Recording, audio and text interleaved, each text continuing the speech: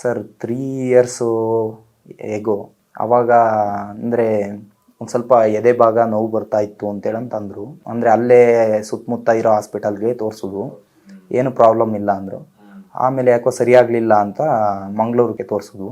ಅಲ್ಲಿ ಹೋದಾಗ ಅವಾಗ ಗೊತ್ತಾಯಿತು ಸರ್, ಲೆಫ್ಟ್ ಸೈಡು ನೀರು ತುಂಬಿ ಅದು ಸ್ಪ್ರೆಡ್ ಆಗಿ ಕ್ಯಾನ್ಸರ್ ಟೈಪು ಇದಾಗಿದೆ ಅಂತ. ಆವಾಗ ಅಲ್ಲಿಂದ ಕೀಮೋ ಸ್ಟಾರ್ಟ್ ಮಾಡಿಸೋದು, ಅದಾದಮೇಲೆ ರೇಡಿಯೇಷನ್ನು. ಅಂದರೆ 3 ಇಯರ್ಸಿಂದ ಚೆನ್ನಾಗೇ ಇದ್ದರು. ಈಗ ಒಂದು 50 ಡೇಸಿಂದ ವಾಮಿಟ್ ಆಗ್ಲಿಕ್ಕೆ ಸ್ಟಾರ್ಟ್ ಆಯಿತು. ಆವಾಗ ಊಟ ಸೇರ್ತಿರ್ಲಿಲ್ಲ, ಫುಲ್ ಸುಸ್ತಾಗಿದ್ರು ಸರ್.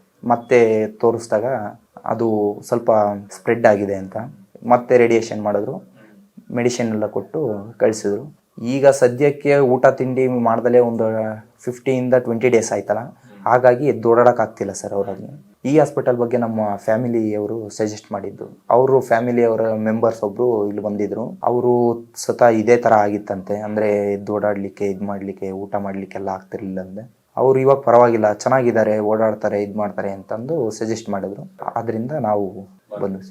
ಒಂದು ಓಪ್ಸ್ ಕಳ್ಕೊಂಡಿರೋರಿಗೆ ಒಂದು ಓಪ್ಸ್ ತುಂಬ್ದಂಗೆ ಆಗಿದೆ ಸರ್ ಇವಾಗ. ಅದಕ್ಕೆ ಇದು ಒಂದು ಟ್ರೈ ಮಾಡಿ ನೋಡೋಣ ಅಂತ ಬಂದಿದ್ದೀವಿ.